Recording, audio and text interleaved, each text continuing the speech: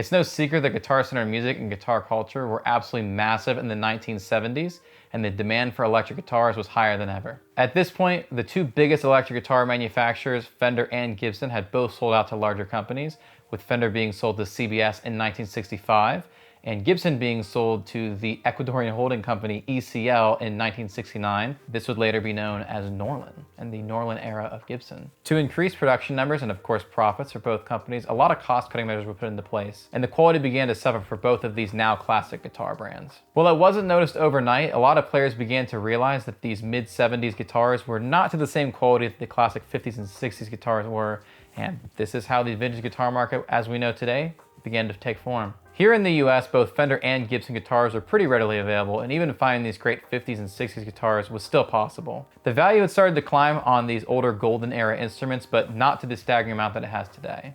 Over in Japan, however, Fender and Gibson guitars were not as easy to find as they were here, and they were quite expensive when you did find them. Like in the US, many players in Japan really didn't like these newer 70s era guitars and really preferred the older 50s and 60s guitars. So a lot of Japanese guitar buyers were flying over to the US and going to guitar shows and buying up as many quality vintage American-made guitars as they possibly could. We actually still see this happening to this day to a lesser extent. As prices began to climb, it became quite obvious there was a huge demand for instruments like this. By the mid-1970s, brands like Greco and Tokai would emerge and rise to the occasion and start manufacturing Fender and Gibson-style guitars that were much more reminiscent of their 50s and 60s origins than either company was currently manufacturing, and at a fraction of the cost of what a now vintage instrument would run. While many would assume that these new Japanese copies were just leveraging cheaper manufacturing over in Japan, they were actually really a more faithful recreation of the classic American guitars than what was being made in the US. These guitars were intended to beat out current production US guitars with better quality control, more attention to detail, and most importantly, better accuracy to those guitars of the golden era. The Fujigen Gakki company particularly had quite a bit of success with this, producing guitars under the Greco brand. And that takes us here. Here we have a Greco Super Sounds from the late 70s. Obviously a recreation of the classic American Strat. This particular example is not in the best shape, has definitely been played quite a bit, but after sitting down and playing it, I definitely see why. You can see how much of the lacquer on the fretboard is just gone, and this guitar has been played and played and played. Lots of wear throughout on this one. This is certainly not a classic example, but these guitars were never meant to be collectible. They're meant to be played and be just like the older guitars for just a fraction of the price. This example in particular is pretty reminiscent of like a 70s Stratocaster. Putting this back to back with your typical US Strat, this particular example is from 1977. These definitely are pretty similar. They have a lot of similarities. They definitely have some differences as well. You can see the vision was definitely there, and Greco was trying to manufacture something similar. It's very obvious here that Greco is making a successful attempt to create a guitar with just a little better quality control at a fraction of the price. This guitar is kind of an interesting blend of different specs from different years. It has the big 70s headstock, but then no bullet truss rod. It actually almost looks more like a 50s Strat here. It has the truss rod adjustment at the neck heel. The neck profile is definitely a little more 70s than it is 50s or 60s. And overall, just a lot of different specs of different times. This is kind of, I guess, what Greco liked of each year of guitar at that point. This is a really fantastic Strat. I'll say it's a little crude compared to some of the ones that we're going to get to later in the videos, but I see the vision here and I see where Greco was going with these Fender style guitars.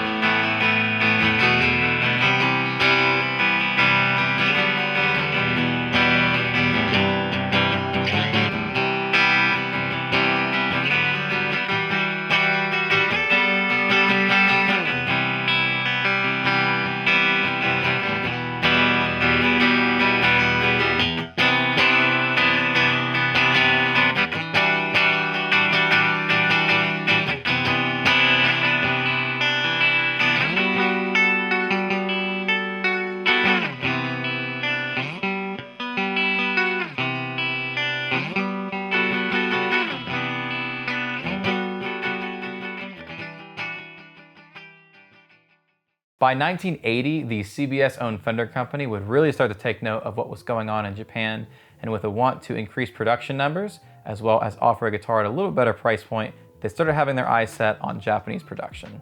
By the early 1980s, as you'll read in this book, the Dan Smith-led Fender company was really struggling to meet one of their most important goals, and that was to provide an American Stratocaster and Telecaster for under $500 without cutting even more corners. Even the Fender company was well aware that people really weren't loving these late 70s Strats at the time, and that a lot of what they'd already done to cut costs was really starting to have an impact on the instrument and people's impression of Fender overall.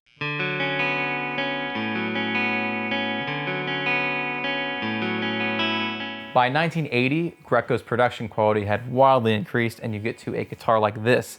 This is an SE600 Super Sound and is a much more faithful recreation of a 57 Strat. Rather than taking ideas from all different years, this stays pretty faithful to a 57 Strat. This is really, really great. The neck profile on this is really accurate to the vintage ones. The pickups sound fantastic, and this is a proper vintage style Strat through and through. I think by the time that Greco got to this is when Fender really started to be a little concerned and say, we might need to go over to Japan and have stuff made like this, as they just couldn't beat it in the States at the price point. This retailed for 60,000 yen at the time, which was far less than a Fender American Strat went for. And a lot of players preferred this, so there was definitely a reason for Fender to take note. Just taking some time to play this one. This is a major step up from the last one we looked at. I did like the other one, but this to me feels much more at home, and as we're kind of getting to, this feels way more in line with Fender's reissue Strats that they would start to make in the coming years. We're seeing the vision more and more here come together.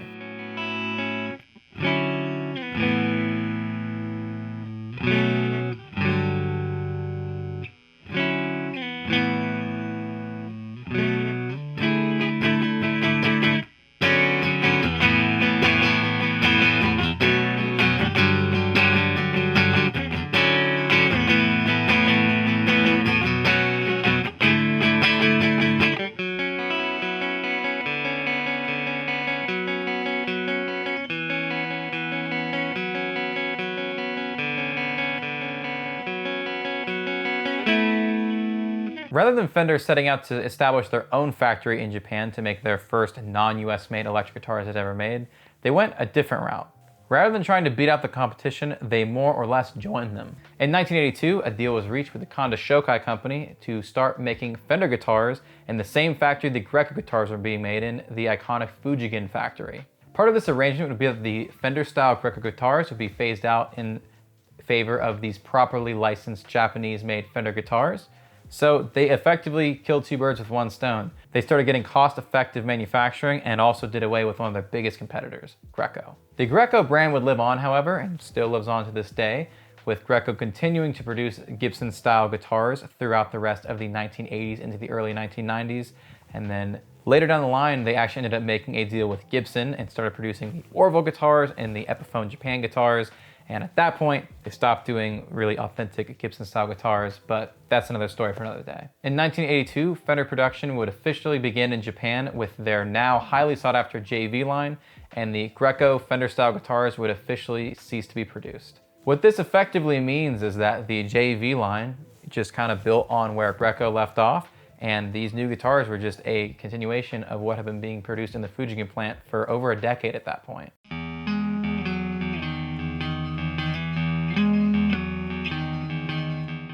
So that all brings us here, which was the guitar that inspired this video. This is a Greco SE380 Super Power from 1981, specifically made in February of 1981, mere months before this would have become a Fender Japan guitar. Both Fender Japan and Greco would use a similar system to denote the model level and retail price. The higher the model number, the higher the specs and price point. For example, an SE800 would retail for 80,000 yen. As of 1981, you get a Greco SE Strat style guitar in 4 different tiers.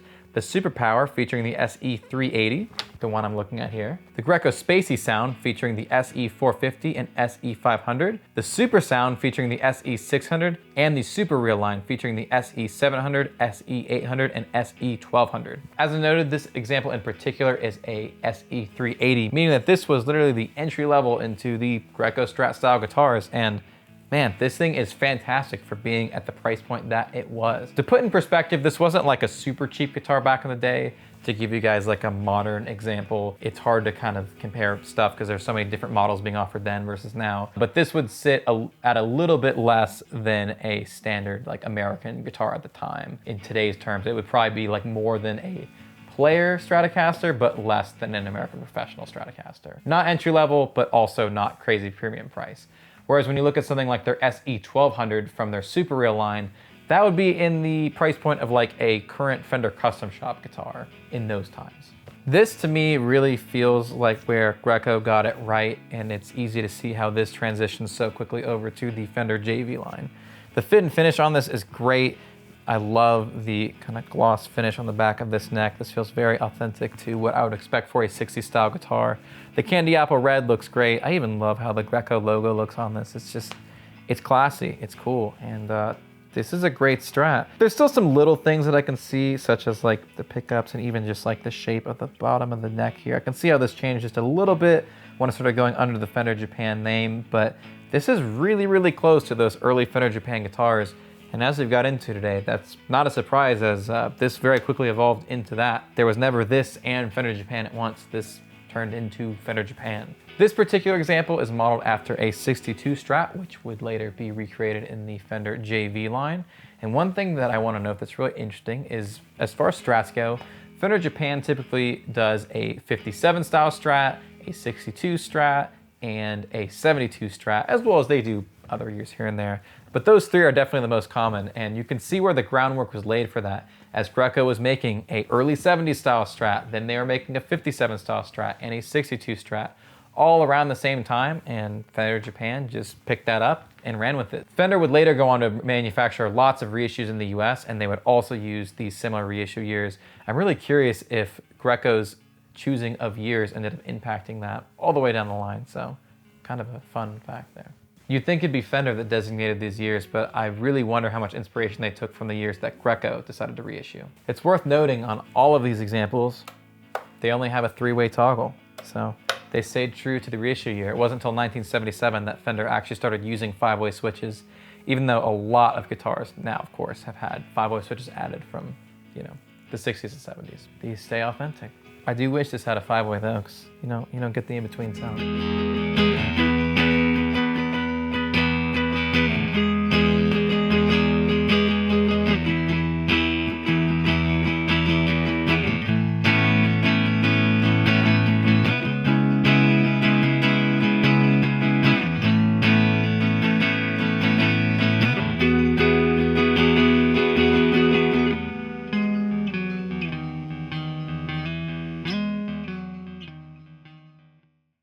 I think these guitars are really historically significant, as this is what laid the groundwork for the Japanese production that we know and love today. Whether you're looking for a vintage style guitar or lots of different modern style stuff for sure, Japan has become an absolute hotspot for the manufacturing of some of the best guitars being made in the entire world.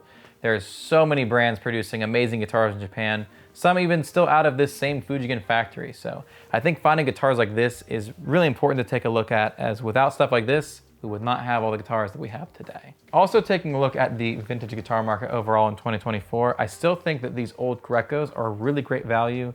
They've definitely appreciated in value a bit in the recent years as people are starting to figure out what these are, but they're still super attainable. So if you're somebody who maybe doesn't have a budget for like, a golden era piece or even, 70s Fender or something like that, this is a great place to look, as for around the same price as this like a newer modern American Strat or even some of the Mexican stuff, you can get into a proper Japanese vintage Stratocaster, Telecaster, all kinds of stuff like that. So if you're looking for something vintage, you're looking for something vibey, and you haven't considered something like this, I would give these a look.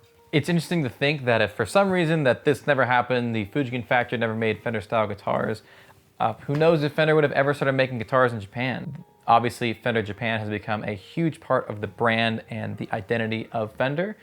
I mean, literally look at their flagship store is in Tokyo, carrying some of the coolest guitars, not only made in Japan, but from the US and everywhere else that Fender makes guitars. It's interesting to think about that at one point, the only thing being made over in Japan that was Fender style was copies.